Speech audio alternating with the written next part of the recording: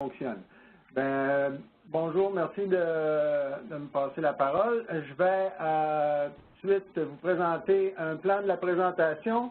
Je vais vous faire une mise en contexte par rapport à notre situation. Je vais vous décrire la chaîne des procédés à la station Ouest. Je vais vous décrire la description de l'équipement, les décanteurs primaires qu'on a optimisés. Je vais vous faire une revue des diverses améliorations implantées au fil des années. Puis finalement, je vais vous montrer un peu les performances 2017 où nous en sommes rendus. Donc, la mise en contexte, la Ville de Québec dessert un territoire de 625 km² qui regroupe toutes les municipalités de la région. Pour couvrir ce territoire-là, on dispose de 2 stations d'épuration. Donc, le réseau en rouge, c'est le réseau de collecte de la station d'épuration Ouest. Et le réseau en bleu, c'est le réseau de collecte de la station d'épuration Est. Les 2 stations vont traiter les effluents et ensuite les rejeter au centre du fleuve par des diffuseurs. Donc, c'est 400 000 m3 par jour en moyenne que l'on traite dans ces stations-là.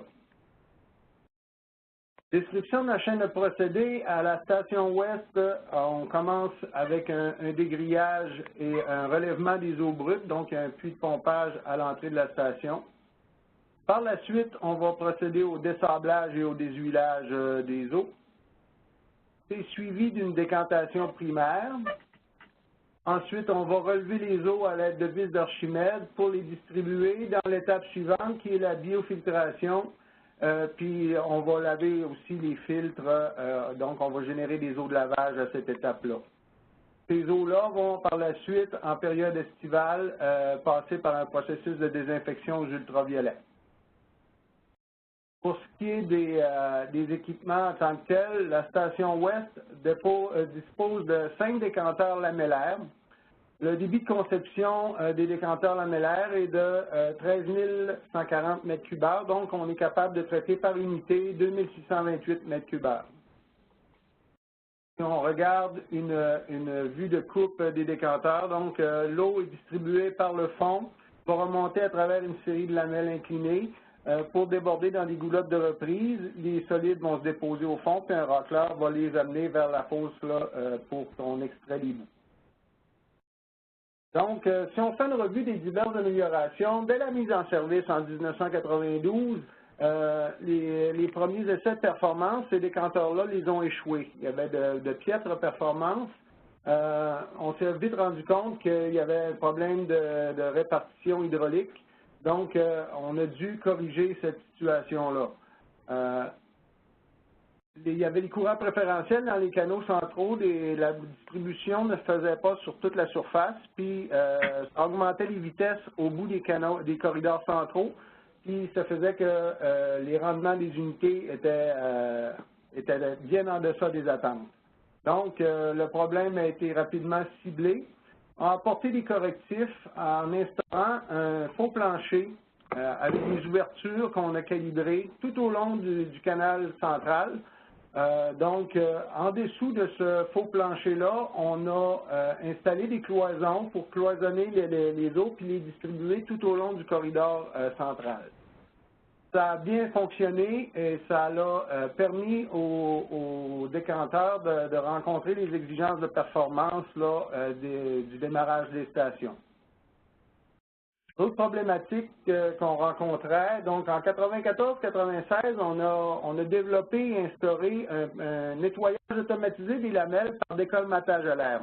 Il faut comprendre que les décanteurs lamellaires, au fil de leur utilisation, les lamelles s'encrassent, ils se ramassent de la boue entre les lamelles, puis ça augmente les vitesses dans les autres sections, puis ça cause des baisses de rendement des décanteurs. Donc, ce qui se faisait au départ des stations, c'est, vous le voyez sur l'illustration, on fermait le décanteur, ensuite on baissait le niveau en dessous des lamelles, puis on installait des équipes de nettoyage sur les ponts roulants, puis ces employés-là nettoyaient les lamelles toute la journée. Donc, chaque décanteur était à faire à tour de rôle, donc on avait tout le temps un décanteur à l'arrêt. Quand on avait terminé une station, ces équipes de nettoyage-là transféraient à l'autre station, faisaient les autres décanteurs à l'autre station, ils revenaient et ainsi de suite.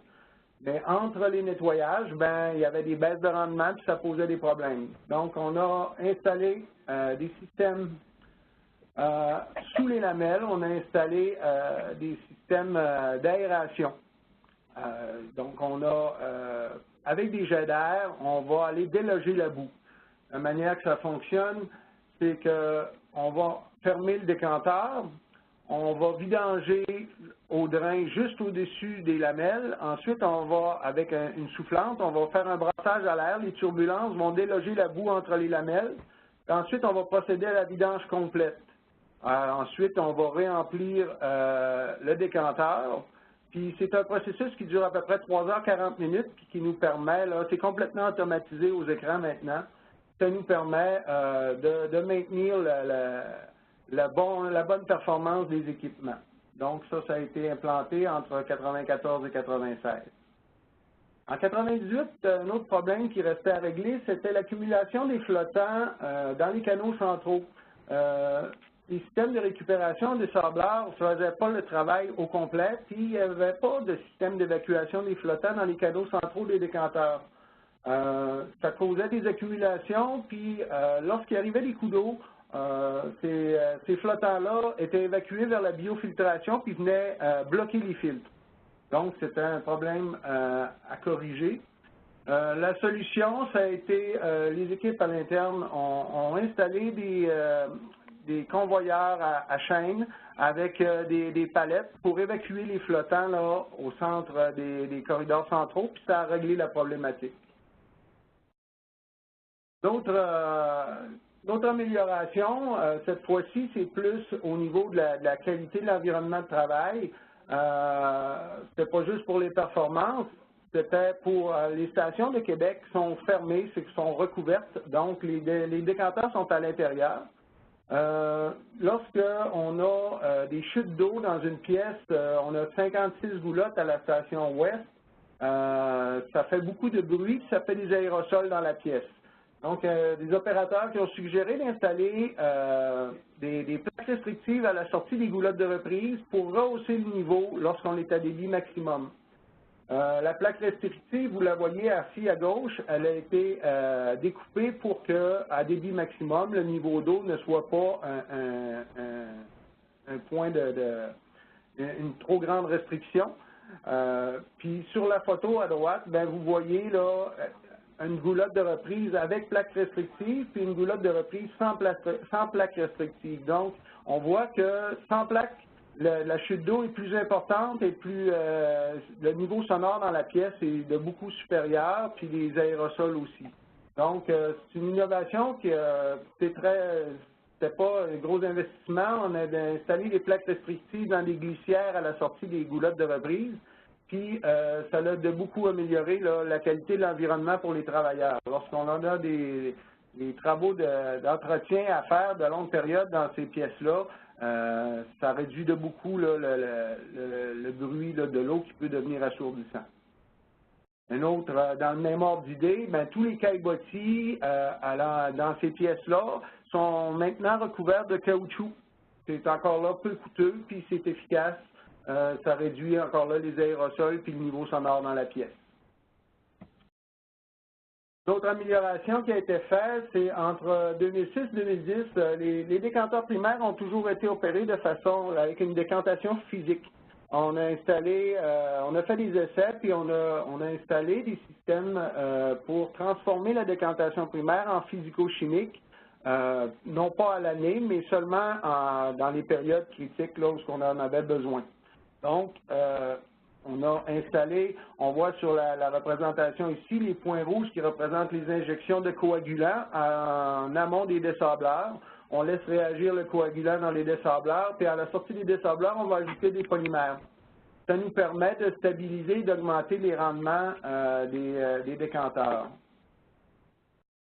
Donc, en 2011, on a mis ces systèmes d'injection de chimiques en fonction. Sur le graphique ici, on voit un essai à débit maximal. On voit en rouge matières en suspension à la sortie des décanteurs. Puis en bleu, on voit le rendement. Lorsque l'on débute l'injection, on voit que les rendements passent de 60 à 80 %. Lorsque, un peu plus tard, on interrompt l'injection, on voit que les rendements diminuent aussi bas que 40 %. Puis, si on redémarre les injections, on voit qu'on récupère rapidement là, notre capacité, là, notre rendement à 80 %. Donc, les injections de chimiques sont très, très efficaces pour stabiliser les solides en sortie des décanteurs. Puis, c'est un point qui est vraiment pas négligé l'étape suivante, c'est une biofiltration qui n'est pas faite pour traiter des solides, c'est fait pour traiter de la charge dissoute.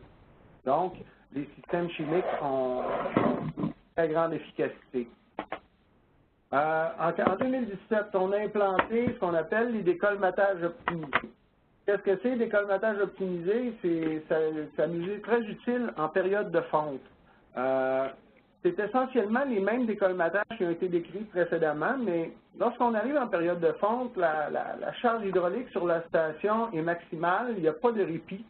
Puis lorsqu'on devait faire le décolmatage des décanteurs primaires, on était obligé de dériver le débit de l'unité qu'on fermait.